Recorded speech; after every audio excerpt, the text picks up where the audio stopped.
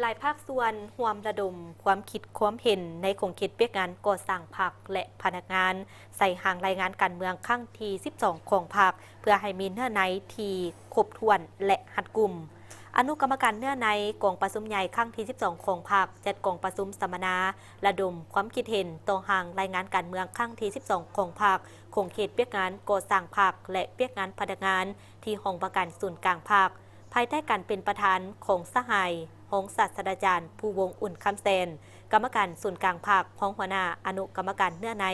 กองประชุมใหญ่ครั้งที่ 12 ของภาค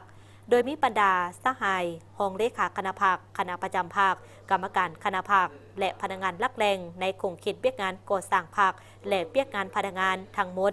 36 ภาคส่วนเข้าร่วม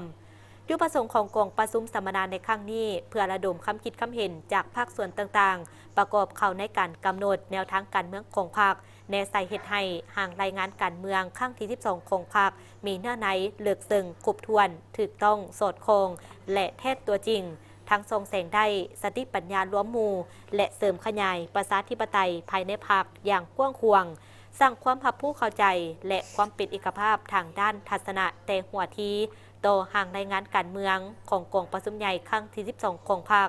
จากนั้นถือเป็นเนื้อในพื้นฐานเพื่อให้บรรดาองค์คณะภาคนำไปปรับปรุงการใกล้เกี่ยมเนื้อในรายงานการเมืองต่อกองประชุมใหญ่ของตนให้สอดคล้องกลมเกี่ยวไปล่วงเดียวกันกับห่างรายงานการเมืองของกองประชุมใหญ่ครั้งที่ 12 ของภาค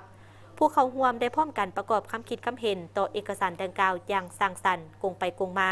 มีประชาธิปไตยและมีการเบิ่งปัญหาก็คือตีราคาปัญหาต่างๆอย่างจะแจ้งชัดเจนและแท้กับตัวจริง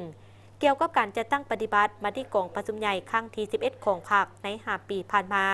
โดยลงเลิกปัญหาที่พ้นเด่นปัญหาที่ตั้งขึ้นสาเหตุบทเรียนที่ถอดถอนได้และทิศทางหน้าที่แผนนโยบายใหม่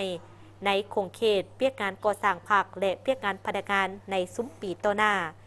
ซึ่งสามารถระดมคำคิดคำเห็นอย่างหลากหลายอุดมสมบูรณ์ที่เป็นพื้นฐานให้อนุกรรมการเนื้อในนำเอาไปค้นคว้าปรับปรุงห่างรายงานการเมืองในโครงเขตดังกล่าวให้มีเนื้อในครบถ้วนจะแจ้งและหัดกลุ่มกว่าเก่า